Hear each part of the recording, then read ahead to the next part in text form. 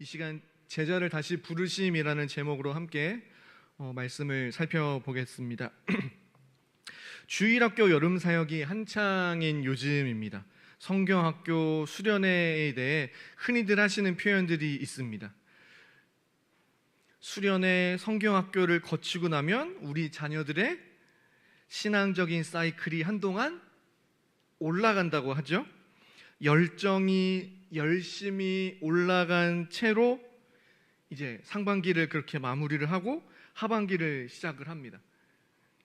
연말이 되면 다시 점점 떨어지죠. 신앙적으로 실패를 또 경험합니다. 그러다가 한 해가 끝나고 송구영신쯤 되고 새해를 맞으며 다시 각오를 다지고 겨울 성경학교 수련회를 또 거치고 상승 사이클을 그때 또 타고 떨어지며 실패를 반복할 때쯤 다시 여름 사역 기간이 오고 이런 식이 된다고들 흔히들 표현을 합니다. 지난 한 학기 동안 크고 작은 실패를 경험한 우리 자녀들이 각 부서 여름 사역을 통해 예수님과 인격적으로 만나고 구원의 확신을 갖고 그저 신앙의 오름세 가운데 살아갈 수 있기를 소망합니다. 그리고 비단 우리 자녀들뿐만 아니라 우리도 그 자녀들을 지켜보는 우리 또한 그들의 모습을 통해 도전받고 새로운 은혜를 공급받을 수 있기를 소망합니다.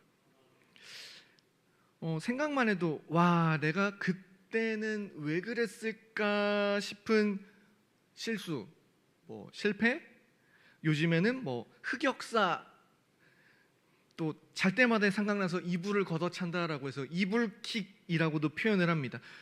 여러분의 흑역사는 무엇입니까? 실수로 깨먹은 이웃집 창문 깨먹고 겁나서 도망가기. 제가 그랬거든요. 7살 때 그랬고요. TV나 아니면 컴퓨터를 이제 집에서 밤 늦게까지 하다가 금요철야를 마치신 부모님이 돌아올 때가 됐어요. 얼른 끄고 다시 자리에 누웠습니다. 근데 그 TV를 만져보신 아버지가 말합니다. TV가 따뜻한데? 잔지 얼마 안 됐구만. 그 말을 들으니까 거의 이거는 공포영화 수준이라고요. 어떻게 알았지? 그래도 별 수 없습니다. 그때는 목숨 걸고 자는 척해야 합니다. 혹시 나의 말실수 한마디에 친구와의 관계가 혹여 지금까지도 평생 틀어진 경우가 있을 수도 있고요. 여러 가지 경험들이 있을 겁니다. 무엇이든 여러분들께서는 어떤 흑역사가 있으시고 어떤 게 갑자기 생각나서 자다가도 이불킥을 하시나요? 신앙적으로는 어떠십니까? 내가 왜 그때 그 수련회 무슨 예배 왜 안 갔을까? 그때가 너무 좋아서 누구는 인생이 바뀌었다던데 난 왜 안 갔지? 라든지 또 저는 이제 청년부를 또 섬기고 있다 보니 이제 혹여 그런 경우 있을지 모르겠습니다. 내가 그때 청년부를 열심히 했어야 됐는데 이제는 아무도 나에게 신앙생활하는 형제 자매를 소개를 안 해준다 라든지 그때마저 열심히 할 것, 이제는 아기 낳고 자녀 키우다 보니 은혜를 공급받기가 참 힘들다, 얘네들 언제 크나. 자녀를 키우시는 분들은 또 그러실 것이고요. 그때 내가 왜 그 선생님 또 이제 장년부들 같은 경우는 왜 그때는 내가 그 목사님의 말씀을 안 들었을까 등등 혹여 신앙적으로 흑역사 내가 왜 그때 그랬을까 하시는 부분도 있으실까요? 오늘 본문에는 예수님의 제자들이 특히 베드로가 등장합니다. 흑역사라고 하면 베드로만 할까 싶습니다. 무려 자신의 스승이신 예수님을 3번이나 부인했고요. 난 그런 사람 모른다 했던 사람이죠. 그랬는데 예수님께서 부활하셨고 예수님의 얼굴을 마주하는 상황이 됐습니다. 예수님을 마주하여 얼굴이 화끈거린다. 평생 흑역사 아닌가요? 평생 자다가도 이불을 걷어찰 만한 소재가 아닌가요? 그런 베드로에게 무슨 일이 있었을까요? 오늘 말씀을 통해 실수하고 실패하고 범죄한 나에게 우리 주님께서 어떻게 말씀하시는지를 함께 말씀을 통해 주님의 음성을 듣는 시간 되기 원합니다. 오늘 본문은 보신 것처럼 요한복음인데요, 19장에서 예수님께서 십자가에서 죽으셨습니다. 예수님의 예언 그대로 예수님의 제자였던 베드로는 사람들에게 무려 3번씩이나 나는 예수를 모른다 부인했습니다. 그리고 요한복음 20장 부활하신 예수님께서 제자들에게 나타나셨습니다. 예수님께서 십자가에 못 박히신 후 유대인들의 이목이 두려웠던 제자들은 문을 걸어 닫고 지냈습니다. 이들이 숨죽이며 지내던 문 걸어 닫은 그 집 한가운데로 예수님께서 짠 나타나셨습니다. 제자들은 부활하신 예수님과 그렇게 만났습니다. 첫 번째 만남이고요. 다만 이때는 도마라는 제자만 자리에 없었습니다. 다른 이 제자들의 이야기를 전해 들은 도마는 난 예수님의 못 박힌 손, 옆구리 창자국, 그곳에 손을 넣어보고 만져보지 않고는 난 못 믿겠다. 그러죠. 두 번째로 예수님께서 다시 한번 도마까지 들어와 있는 그 집에 다시 나타나셔서 못자국을 또 창자국을 보여주고 만지게 하셨습니다. 이게 예수님과 제자들의 두 번째 만남이죠. 이 정도 되면 스승이신 예수님께서 죽으셨으나 죽음을 이기시고 부활하셨다. 무려 죽음을 이기셨다. 이 정도 되면 유대인들의 박해나 죽음이 두렵지 않을 것도 같은데요. 제자들은 이 두 번째까지 예수님과 만난 이후 과연 어땠을까요? 오늘 본문인 요한복음의 마지막 21장, 요한복음 내에서 예수님과 제자들의 이 세 번째 만남의 장소는 디베랴 바다라는 곳을 디베랴 호수라는 곳을 배경으로 합니다. 쉽게 말해 우리가 종종 들은 갈릴리 호수, 갈릴리 바다라고 들은 그 호수입니다. 베드로, 도마, 야고보, 요한 등 어부 출신인 제자들이 갈릴리로 이제 예루살렘에서 갈릴리로 이동을 했고 제자들이 물고기를 잡으러 갔습니다. 예수님께서 부활하신 자신의 모습을 무려 2번이나 보여주신 걸 보면 제자들은 용서를 받았죠. 그런데 지금 이들이 있는 곳은 예수님 곁도 아니고 여전히 예루살렘에 머무는 것도 아닙니다. 예수님의 제자로 부름받기 전 이들의 삶의 터전이자 생계를 유지해 오던 장소인 갈릴리로 돌아왔습니다. 왜 그랬을까요? 분명 예수님께 용서받은 건 맞는 것 같은데 정작 용서받은 이 제자들은 용서를 받았으니 계속해서 예수님의 제자로 사람 낚는 대신 왜 고향 갈릴리로 훌쩍 돌아가서는 물고기만 낚으려는 걸까요? 성경은 이 왜라는 것에 대해서는 구체적으로 언급해 주지 않습니다. 아니 이 배신자들이 무슨 염치로라고 볼 수도 있을 것이고요. 혹은 예수님 다시 살아나신 게 정말 놀랍고 감사하고 우리를 용서해 주신다니 이것 또한 너무나 감사합니다. 그런데 제자 노릇은 안 하고 싶어요. 우리도 지쳤어요. 일 수도 있고요. 예루살렘에 있던 유대인들의 시선만큼은 여전히 두려워서 상대적으로 시골인 갈릴리, 자신들의 고향으로 돌아가 안전하고 그냥 조용히 지내자일 수도 있고요. 혹은 우리가 예수님을 배신했다라는 과거는 변하지 않는다. 그 자괴감에 용서받은 것은 감사하지만 그 이상 예수님의 제자로 사는 건 못하겠습니다. 예수님, 너무 죄송했습니다. 이제 그만 다른 제자 알아보시죠. 일 수도 있을 겁니다. 아무튼 성경은 이 제자들이 왜 예수님의 제자라는 그 제자로 다시 복귀하지 않고 과거로 돌아가 물고기 잡는 것에 열중하는지 왜에 대해서는 언급하지 않습니다. 왜에 대해 말씀하지 않으니 우리가 상상하기 나름일 것 같습니다. 여러분들께서도 예수님을 3번이나 배신했던 제자가 되어 한번 그 입장이 되어 상상해 보시기 바랍니다. 왜 용서받았음에도 여전히 제자로 지내는 대신 제자의 삶을 내려버리고 고향으로 돌아가 그저 물고기나 잡는지 말이죠. 이처럼 배신을 당했던 스승인 예수님께서 자신을 3번이나 부인했던 베드로와 결국 다시 만나셨습니다.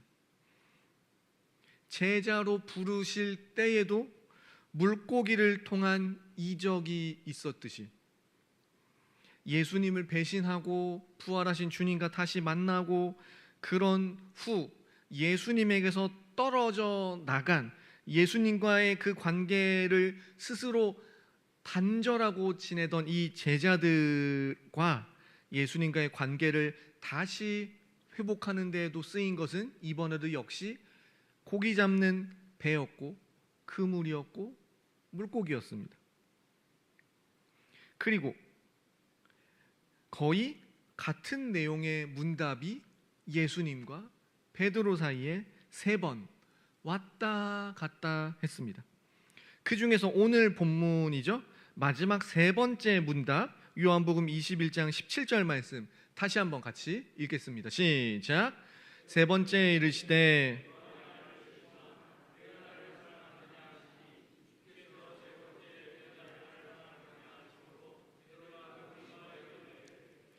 이것을 아시오니 내가 주님을 사랑하는 줄을 주님께서 아시나이다. 예수께서 이르시되 내 양을 먹이라. 아멘. 3번째로 예수님께서는 똑같이 3번 반복해서 질문하셨죠. 요한의 아들 시몬아, 내가 나를 사랑하느냐? 요한의 아들 시몬아, 내가 나를 사랑하느냐? 저 빨간색 부분에요. 이번에는 요한의 아들 시몬아 부분에 각자 자신들의 이름을 넣어서 한번 읽어보시죠. 예를 들어 준선아 내가 나를 사랑하느냐 이런 식으로 이번엔 같이 각자의 이름을 넣어서 읽어보겠습니다. 자 시작. 내가 나를 사랑하느냐? 누구야 내가 나를 사랑하느냐? 이 질문을 하시는 예수님께 그 질문을 받는 그 대상자는 과거 예수님을 3번 부인한 난 그런 사람 모른다. 3년이나 제자로 지내고 같이 먹고 자고 온갖 이적을 다 경험했던 그가 예수님을 부인한 후 그러나 예수님께서는 3번 연거푸 질문하십니다.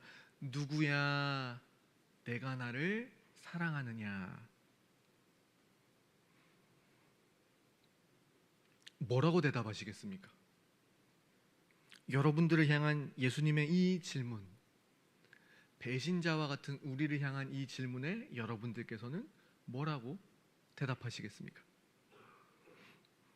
어떤 분들은 이제 성격이 나오겠죠. 대답에 따라 어떤 분들은 박력 있게 네 사랑합니다 라고 대답하시는 분도 있을 거고요. 반대로 기어 들어가는 소리로 간신히 네, 사랑하긴 하는데요. 그런 분도 있을 것이고요. 심지어 아무 대답 못하고 자신이 자기 삶을 아니 차마 대답하지 못하고 눈물을 쏟는 분도 경우에 따라 있을 것입니다. 이들의 공통점은 사실 내가 주님을 사랑한다라는 겁니다. 여러분들께서는 우리 예수님을 사랑하십니까? 여러분들께서는 우리 예수님을 사랑하십니까? 아멘이시죠? 다만 내가 예수님을 사랑합니다라는 이 대답이 굉장히 뻘쭘하게도 내 삶이 전혀 대답에 어울리지 못한다. 지난 한 주, 아니 막상 어제의 삶을 다시 생각해봐도 제자답지 못했는데, 물론 주님께서 제일 잘 아시지만 나도 내 삶을 알기 때문에 누군가는 목소리가 기어 들어갈 것이고 누군가는 심지어 막 우실 수도 있겠고요. 각자의 상황에 따라, 근황에 따라, 감정에 따라 대답은 각자 다르실 줄로 압니다. 그러나 주님께서는 베드로를 향해 내가 나를 사랑하느냐? 그러면 내 양을 먹이라 3번 거듭 말씀하셨습니다. 내 양을 먹이라. 주님께서 우리에게 주신 그 양을 먹이라, 제자로서 있어야 할 곳으로 이제 그만 다시 돌아와라 말씀하시며 베드로가 제자다라는 것을 다시 회복시켜 주셨습니다. 이제 그만 그물 내려놓고 다시 양 치러 와라. 사람 낚는 업으로 돌아와라. 양을 먹이는 자리로 돌아와라. 회복시켜 주셨습니다. 주님 사랑하는 줄 주께서 아십니다. 그러면 내 양을 먹이라. 치라. 어린 양을 먹이라. 사랑하는 성도 여러분, 주님 사랑하십니까? 주님 사랑하십니까? 저도 3번째로 질문 드리겠습니다. 주님 사랑하시나요? 주님을 믿는 자, 그래서 우리 주님 사랑하는 자는 모두 예수님의 제자로 부르신 줄로 믿습니다. 본래 우리는 다 예수님을 믿는 그 이후부터 제자라는 정체성을 가지고 살아가야 하는 제자로 부름받은 사람들입니다. 그 제자라는 부르심으로 다시 나아오시기 바랍니다. 여름 사역은 우리의 어린 자녀들이 이제 누군가는 벌써 했고 누군가는 앞두고 있는 이 여름 사역은 제자라는 길을 향하여 다시 부르시는 그러한 부르심인 줄로 믿습니다.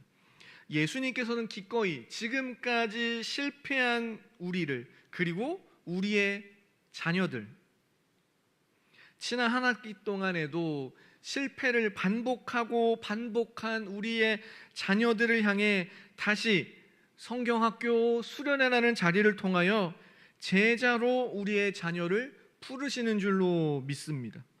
그리고 우리 자녀들이 진행 중인 여름 성경학교를 통해 단순히 여름 성경학교 하고 있구나, 여름 수련회 하고 있구나, 여름 사역 하고 있구나, 우리 자녀들이 은혜 받았나 보다, 재미있었나 보다, 어땠나 보다, 단순히 이것으로 그치는 게 아니라 자녀들의 모습을 통해 우리 어른들에게도 새로운 은혜와 도전의 시간이 될 수 있기를 소망합니다. 자녀들이 받는 그 은혜, 그들이 받은 도전이 더 나아가 우리의 것이 될 수 있기를 소망합니다. 여러분들의 어릴 때 성경학교 수련회는 어떠셨나요?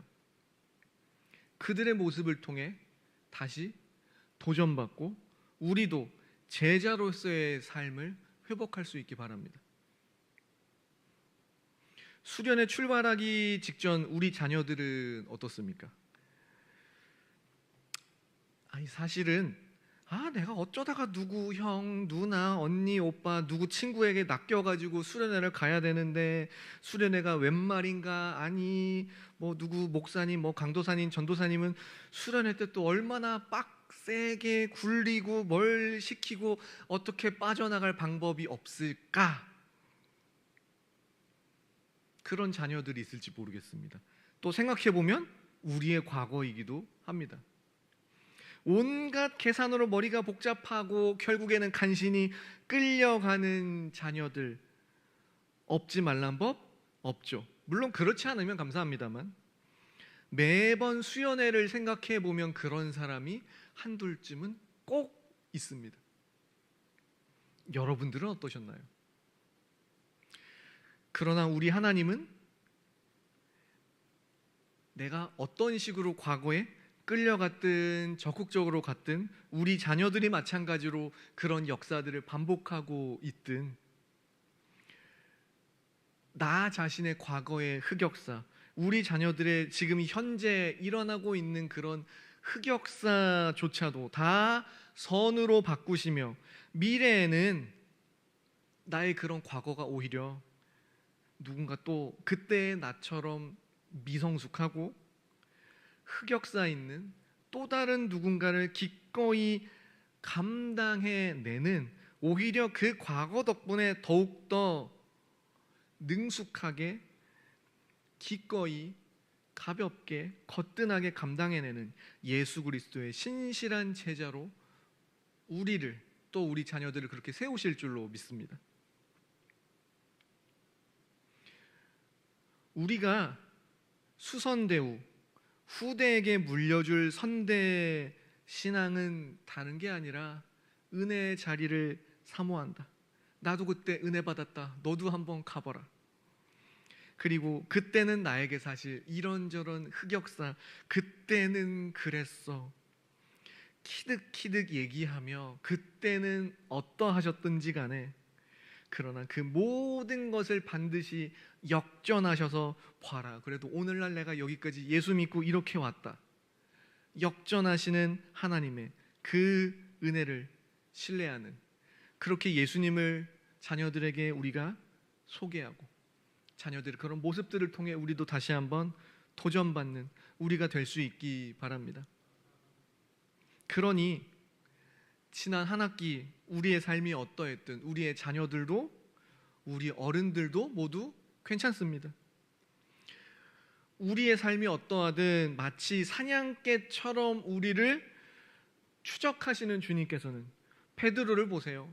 예루살렘을 떠나버리고 갈릴리로 돌아갔지만 예수님께서도 다시 그 베드로를 추적하여 고기 잡는 그 현장에 나타나시고 3번 물으시고 그가 다시 제자의 삶을 살도록 돌아오도록 그렇게 추격하신 예수님의 은혜가 사냥개처럼 그렇게 동일하게 우리도 끝까지 추적하여 우리를 다시 한번 제자로 부르시는 줄로 믿습니다.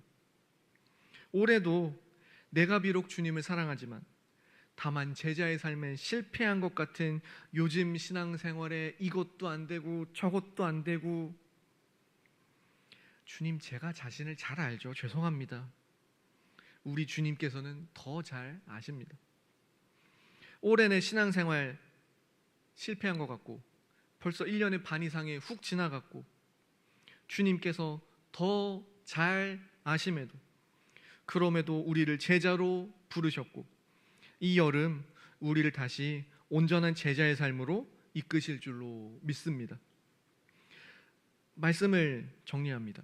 예수님과의 이 3번째 만남 후에 베드로는 결국 제자의 삶을 회복했고 사도행전부터는 사도로서 예루살렘 교회를 섬기는 모습이 이제 기록되었습니다. 여름 사역이 한창인 시점입니다. 과거부터 오늘까지 여러분께서는 어떤 흑역사를 쓰셨고 어떤 심지어 트라우마 같은 기억이, 실수가, 경험이, 실패가, 어떤 죄가 남아 있으신가요? 그러나 우리는 베드로를 배신자로 기억하나요? 예수님의 제자로 기억하나요? 제자로 기억하죠? 사도 바울은 스데반을 죽인 살인자 중 한 사람으로 기억하시나요? 신약 성경의 절반을 쓰며 전 세계를 선교한 사도로 기억을 하시나요? 사도로 기억하시죠? 주님께서도 우리의 어떠한 흑역사에 상관없이 그저 우리를 다시 한번 제자로 부르시는 줄로 믿습니다. 그 부르심을 믿으며 우리를 제자의 삶으로 부르는 주님께 나아갈 수 있기를 소망합니다. 우리 자녀들이 여름 사역을 통해 그 삶을 갱신하듯 우리 어른들도 자녀들의 모습 속에 도전받게 하시고 우리의 삶, 우리의 신앙을 갱신하는 이 여름이 될 수 있기를 소망합니다.